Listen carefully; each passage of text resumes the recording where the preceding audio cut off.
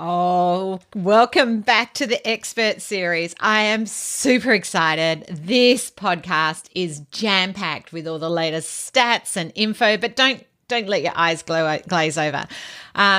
Professor Josephine Barbaro goes into everything from how to talk to children about diagnosis and why, to what to do if doctors say, no, your child's fine, to just so many practical tips based on both her research and her knowledge of that, but also working and supporting many children and families. So this, I would say, is a must-listen podcast. If you enjoy this podcast, can I ask you share it with friends or family? I think there's some fabulous tips. It really came out of my early years webinar last year when I asked people what early years educators wanted to know, and they're all about how do we get diagnosis, how do we talk about diagnosis, and I did a podcast with Emily Hanlon around that. Go back and listen to that. That's really helpful, which is a step guide. But then I reached out to Professor Josie because she has created this ASDetect, which is this amazing app that she's going to explain. But look, highly recommend you grab a cup of tea, go and listen to this podcast. It's just full of amazing little aha moments. And of course, look in the notes on the website after if there's anything you want to know more about. So enjoy. Hi, everyone. Welcome to the Sue Larkey podcast. As I always say, you have to embrace difference to make a difference.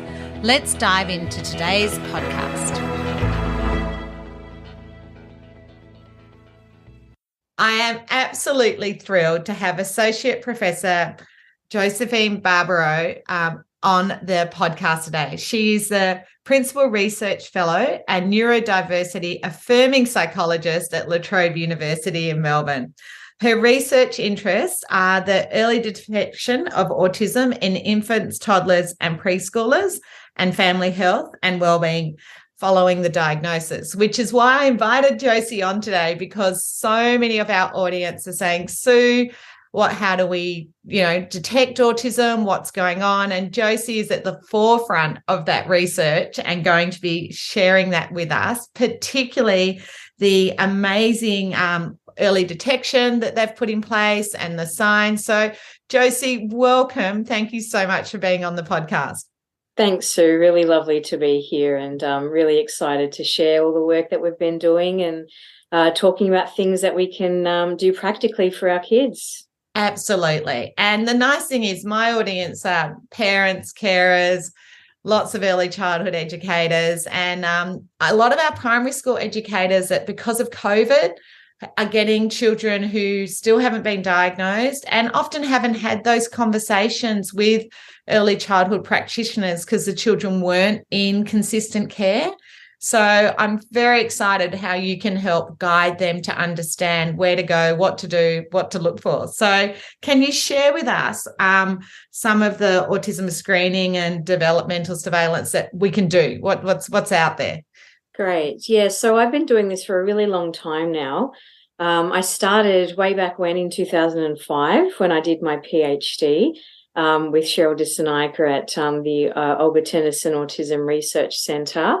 And we developed a program where we could train our maternal and child health nurses or baby nurses or family nurses, they're called different things around the country and around the world, to see if we could train them on how to spot the early signs of autism just during their routine consultations. So it's not as if we're setting aside specific times or anything like that. We're just training them when they're weighing the baby, measuring the baby, having a chat with the toddler or having a preschool come through their doors. What can they do practically to see if a child may be showing early signs of autism? So I developed a tool called Social Attention and Communication Surveillance, which stands for SACS, and it consists of 4 checklists. So one at 12 months, 18 months, 24 months, and 42 months of age. And nurses, during their routine consultations, navigate their way through the checklist. They observe a child's behaviour, and I'll talk about what some of those behaviours are in a minute. And it's very quick. It only takes a couple minutes. And then at the end of that, it gives the nurse an indication as to the likelihood that that child may be autistic. And so then that gives them a platform to be able to start conversations with parents. I love that. I love that. And I love that it's just integrated within what they're already doing. So it sounds very accessible for them. It's not another thing to do, and it's so quick.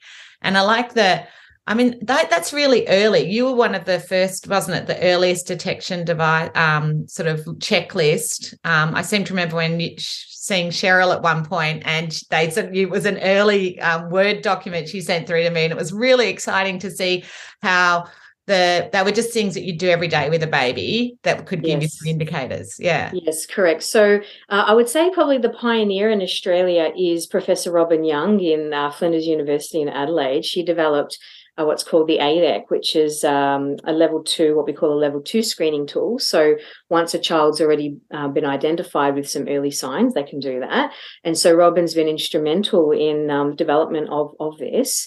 But in terms of on a large scale, yes, this is the largest scale in Australia and one of the largest in the world.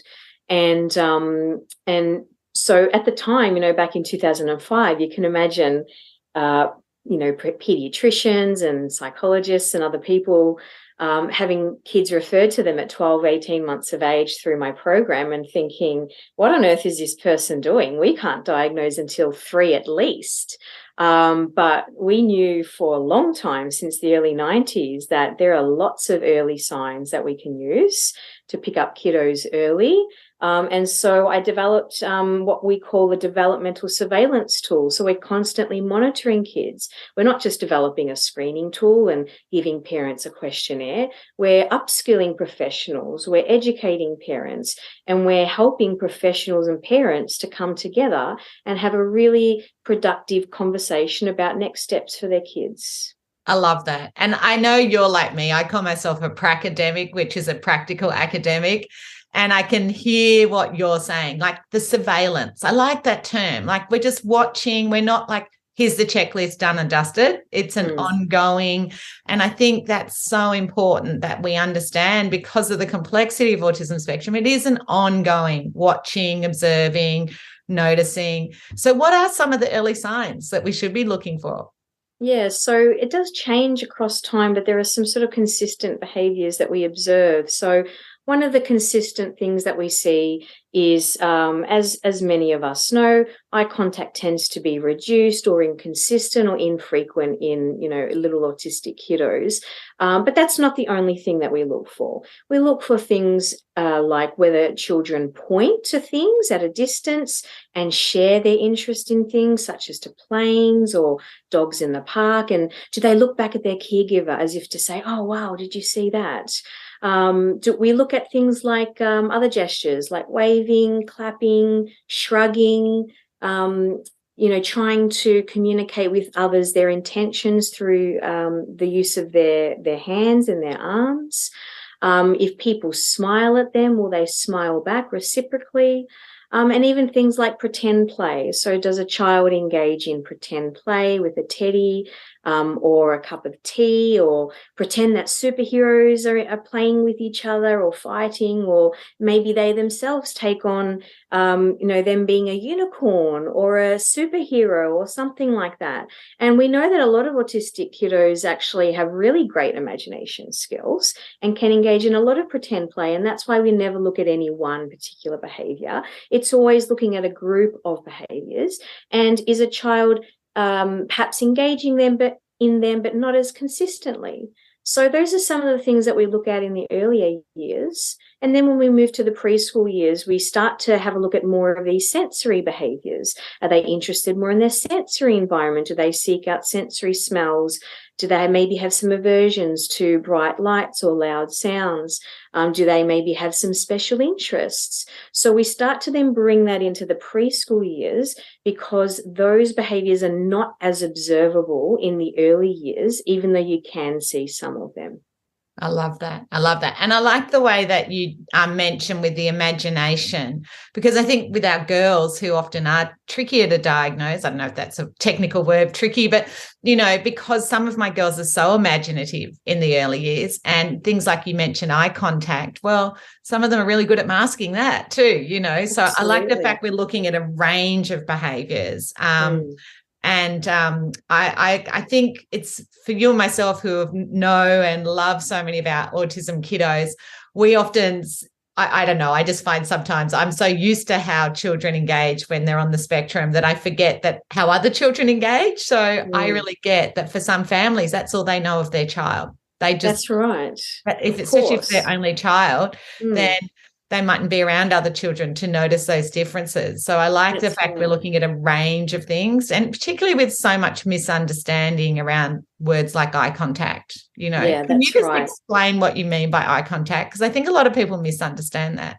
Yeah, so it's when we look at eye contact, it's not about whether a child does or does not engage in eye contact. It'll be extraordinarily rare that even an autistic person will not make eye contact. It's more about how a child uses their eye contact, how they modulate their eye contact. Do they combine eye contact with gestures when they're trying to communicate something with others? When they're speaking with you, do they tend to look off into the distance and try to find their thoughts and then check back in and then speak with that person using eye contact? There are some autistic people that don't make much eye contact at all, or they may in fact be looking you directly in the face, but in between your eyes. Correct. And so it looks like they're making eye contact, but not. So it's really about how they're using it to communicate and to draw people in, and whether they use it to when they're listening, also when they're talking, and how frequent it is. And I think that the misunderstanding around all of these behaviors that we look at is that it's yes or no, black or white. Whereas the way that we train our, not just our maternal nurses, but our psychologists, our pediatricians, our GPs, is looking at the consistency and the frequency of these behaviors, because it's never about yes or no. And if you were to use a checklist, which most of them are like this, yes, does a child do this? No, does a child not do this? You will miss a whole bunch of kids, or you'll have a whole lot of kids that are identified that are not autistic. I like that. I like that. Now, I did have a look, and your detection rate's amazing. Is it like 80% with your device? Would you call it a device? What are we calling it? We'll call it I call it a program, so a developmental monitoring program. A lot of the autistic community doesn't like the word developmental surveillance, and so we've branded our training as developmental monitoring, but the official term is a developmental surveillance. And so we've monitored over 36,000 children in our studies and hundreds of thousands around the world. But in our actual studies, we've monitored over 36,000. And the latest study we published in March in JAMA Open found that of all the children identified at a higher likelihood of an autism diagnosis via these checklists, 83% go on to receive an autism diagnosis. So it's incredibly high. And even just at 12 months, so even if you haven't seen that child again, if a child is identified on the SACS at 12 months, 74% of those children will be autistic, and then the remaining children will have developmental or language delay. And that's important because this means that all kids identified on this tool need further supports and services. So not just the autistic kids, but the ones with developmental language delays. And also we've found some children that have really rare genetic conditions as well. The only child in Australia that might have this particular condition. And so it identifies kids with additional needs as well. Wow. Congratulations. That is massive. Like, one of my biggest frustrations when I read journals is often there's only like 10 kids in a study. And I just, considering how many autistic kiddos there are in the population, I get frustrated. Like, I was reading a study just yesterday on using visuals for transition, and it had 6 children in the study. And it's like, we should have 600 children in that study. It just doesn't feel like a big enough sample. So that's right. It just warms my soul to know that 36,000 have done this. And you're getting those amazing results. Because if it was 10 and I saw 80%, I would sort of go, oh, I just don't feel like that's a big enough sample. This is amazing that you've got so many doing it. Like, congratulations to you. And I'm sure there's a team. But of course, a massive team. And look, I'm a sucker for punishment. I remember when I had my PhD proposal looked at, they said, this is too big and you can't do this. And I said, yes, I can and I will. And a woman of my own heart. If people say no, I always go, I'll show you. I can do it. I love it. But I think it's very important. It's very important. And we, you know, what do you think? 1 in 100, 1 in 80 children are diagnosed? Our study has found, so the latest study that monitored 13,500 kids between 1 and 2 years of age, the prevalence was 2%, so 1 in 50. And between 1 and 3.5, or actually it went up to 5 years, the prevalence was 3.3%. So that is that I think is a true representation of the amount of autistic people that are out there, because how many people, as you well know, are being diagnosed 20s, 30s, 40s, 50s, 60s? And so what my program is doing is identifying all those kids now, so that they're not having to get that, you know, live their whole life thinking, why am I different? Why are people calling me these things? Why am I not fitting in? And what I want to do is not only help these kids get into early supports and services, but to help them understand their autistic identity from an early age. So they understand they're not broken, they are different, they are awesome just the way they are, and they can find their community and thrive. So that really, for me, is so important. It's not just about supports and services. It's about understanding who you are. And that is regardless of the support level that you're at. And so, in fact, I've written a conversation piece with a colleague of mine, Marie Cameron, and she's a psychologist working exclusively with autistic and ADHD clients. And we've written a piece on how do we have those conversations with kids early, and when should we be doing it? Oh, dare I say, can I get you on my pod, both of you on, to talk about that? Because that is my biggest passion. Like, how do I meet adults every day that are angry they didn't know earlier, that have suddenly understand why their relationships broke up or they've had trouble holding down a job, and the diagnosis is a game changer. Right. So 100%, that lived experience of adults is telling us the earlier we tell children, the better. But on the other side, I meet parents every day who don't want to tell their children. And all of the young adults I know with the lived experience would say that building their autistic identity has been so important in holding down jobs, holding down relationships, living.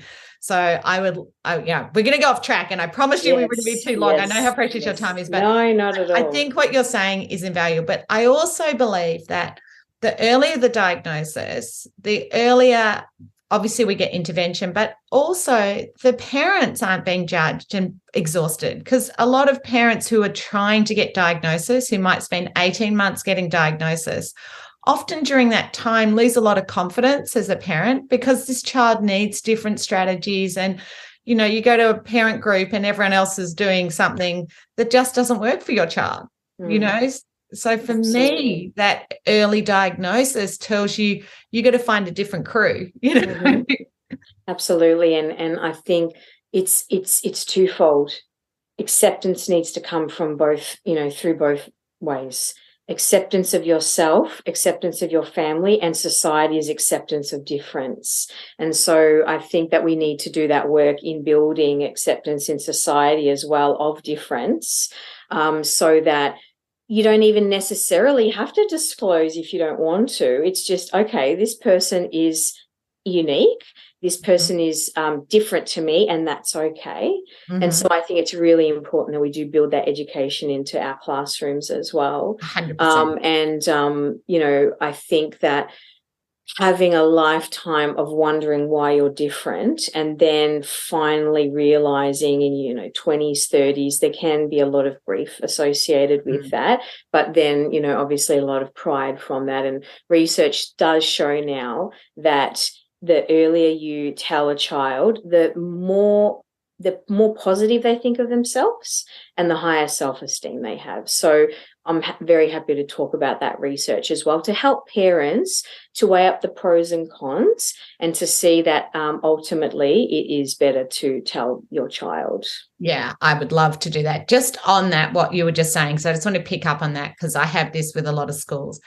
I don't believe, like if a child has nut allergies or asthma, we don't line them up on the stage and expect them to disclose. It just comes up in conversation. And same with sexuality. I mean, I don't think you should have to, I don't have to declare my sexuality. I don't think anyone should have to. So my feeling is with a diagnosis, it's not like you've got to wear a badge, it's just you're comfortable with who you are and share when it suits you.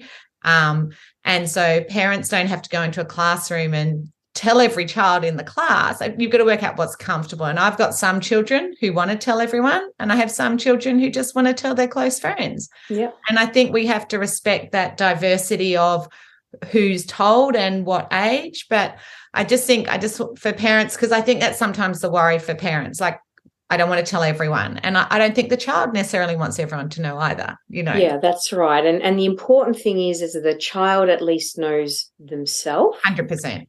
And then they choose when it's safe to disclose. And that includes gender diversity, diversity in sexuality and neurodiversity. 100%. And I myself, as a queer neurodivergent woman myself, I choose when I know it's safe to disclose.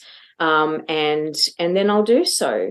And I do think it's important for me to lay, I guess, the foundation for people after me so that it can be safe at most times. So I do choose to disclose most of the time, but I've had a long journey with that process. Correct. So I just think that as long as you know who you are, and when you are comfortable to do so, then great. But as long as you know who you are.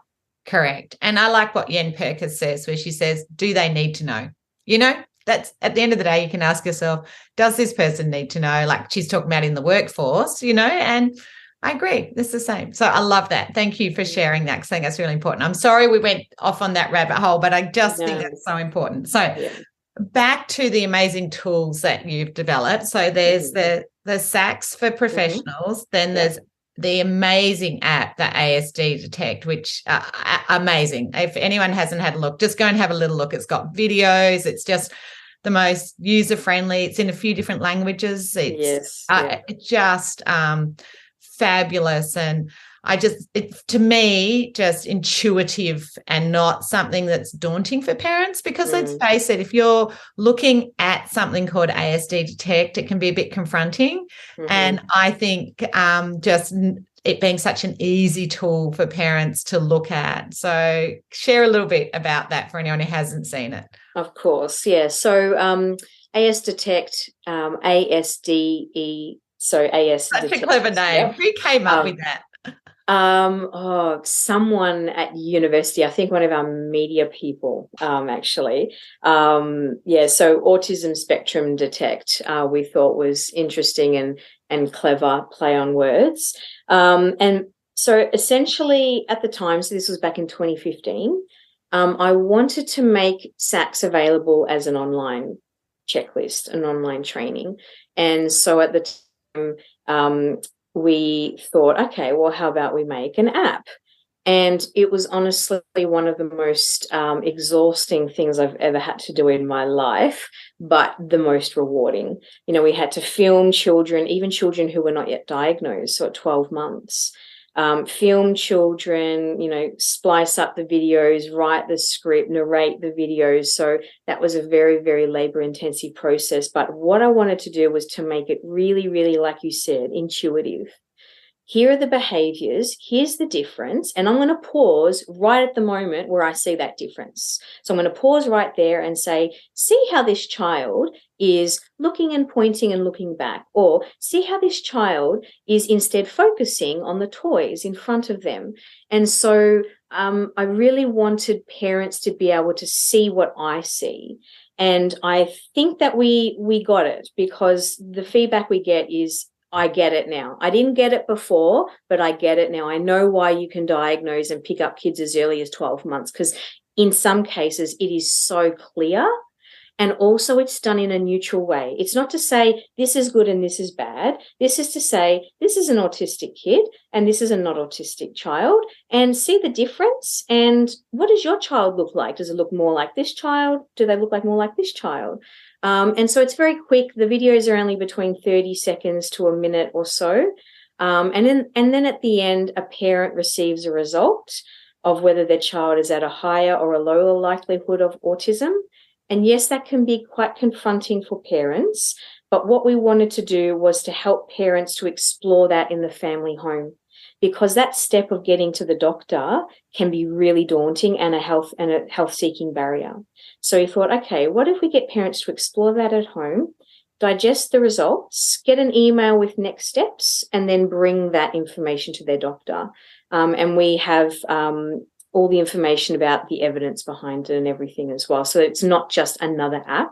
It's actually an app built on 17 years of research. Absolutely. And that's, I think, what I love, because the bit that I looked at, those videos are just so clear. And like I say, if you've only got one child, you mightn't know how it can look different. And I love that it's visual and it's not written, which can be misinterpreted. And it's just such a positive experience. It's not. I just thought it was so well done. So congratulations. I can see why it was exhausting and a labour of love, dare I say. But yes. Amazing. And what we're trying to do now is get funding, because that only goes up to 30 months. Mm-hmm. We've finally validated our preschool checklist that goes up to 5, and so now we're seeking funding to get that preschool, check in and get it all the way to 5.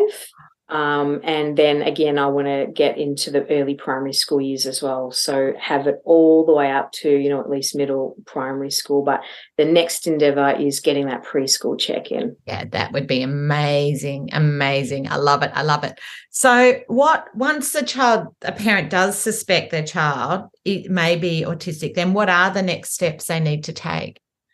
So the next steps we recommend are to go to your GP and bring the results email with you. Now, we understand and appreciate that GPs can act as gatekeepers.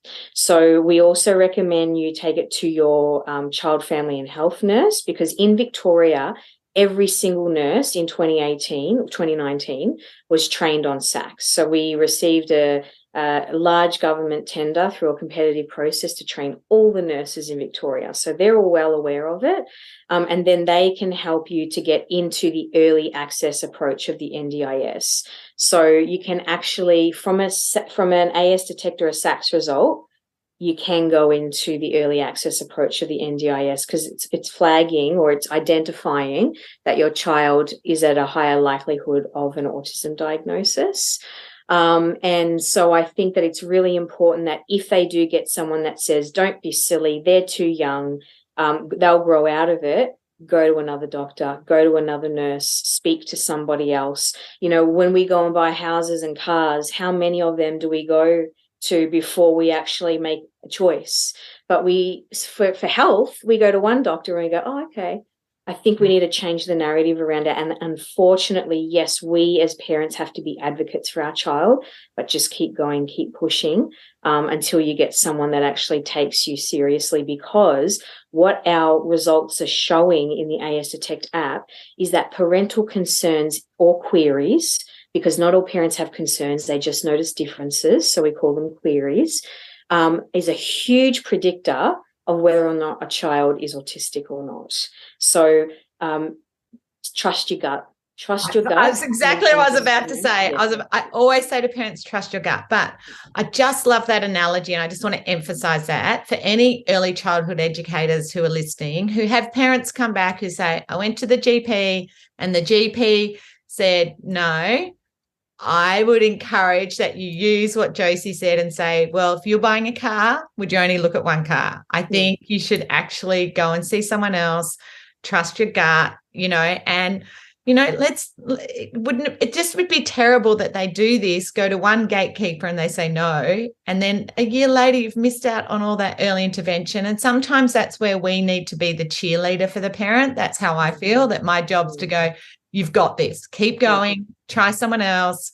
Yeah. But what I love is your app's giving them the confidence to try someone else, to get a second opinion, and I love that, because I suspect once they work through watching those videos, they're going to feel more confident about what they're feeling in their gut anyway, or seeing.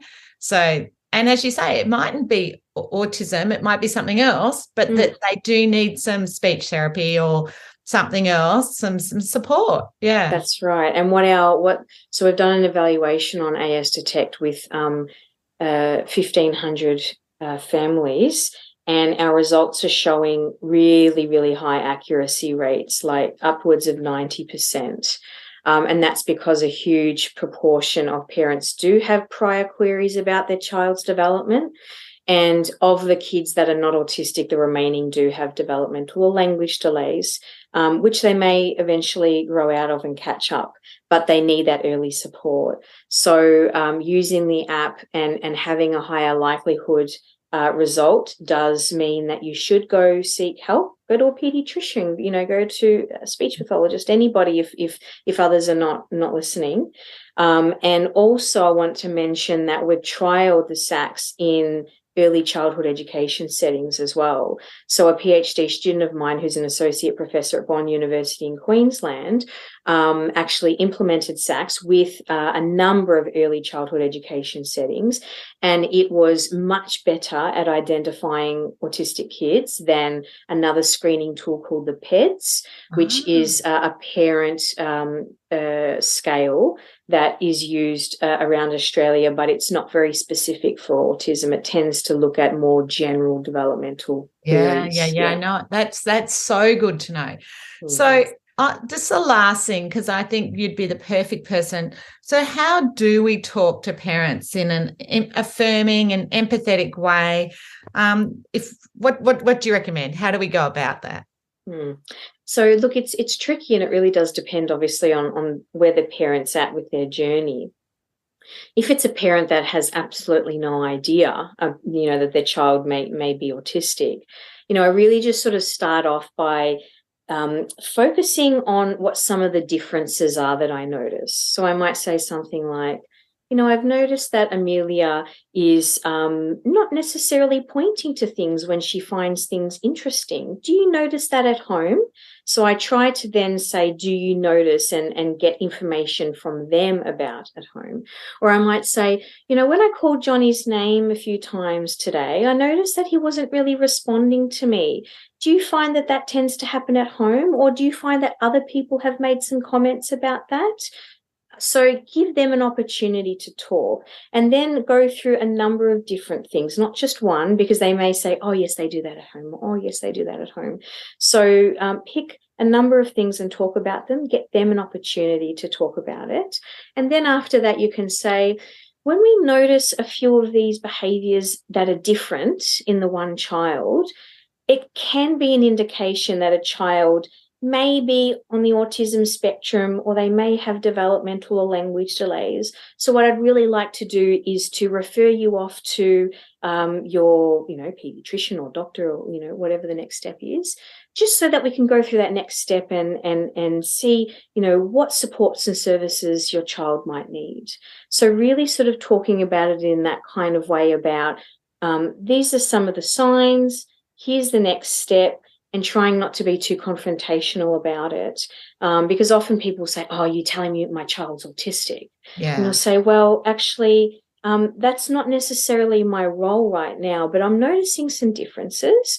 And I know that when we do identify things early, a child has much, much better outcomes in life. So I just want to give your family the best start in life that we possibly can and explore this together as a partnership. I absolutely love that. And that is a beautiful way to finish this podcast about that partnership. And I hope that everybody, I've taken away so many aha moments, and I hope that we get to see this rolled out for all the ages and stages. But congratulations on all the work that you and your team are doing, and just a huge thank you for coming on and sharing your wealth of knowledge with us today. Of course. Thank you, Sue. And, if anyone is interested in the training, then they can contact me. And we do have training available online, face-to-face, self-paced modules. And so we're running a number of workshops throughout the year. So I'm happy for people to contact me if they're interested in that. And it's essentially all primary health professionals, allied health professionals, and early childhood professionals. I love that. And I will link to all of that, because I find if it's in the podcast notes, then whenever people find it, they can go back and click on those. And I just really encourage people to share this podcast, because I just feel like there's so many important things here for early childhood educators to hear, particularly. And them sharing this podcast with other people, just the more we can get the word out about how young we can get on top and what a difference it makes with that young age. So, thank you so much. I really, really appreciate that. Oh, you're welcome. It's been great chatting with you. I hope you've got some great tips and strategies to make a difference. Remember, strategies wear out, and not every strategy works for everybody. If you're ready to dive in deeper to more strategies and ideas to make a difference, I'd highly recommend you consider Dr. Tony Attwood or my online courses. For more information, visit my website www.suelaki.com.au.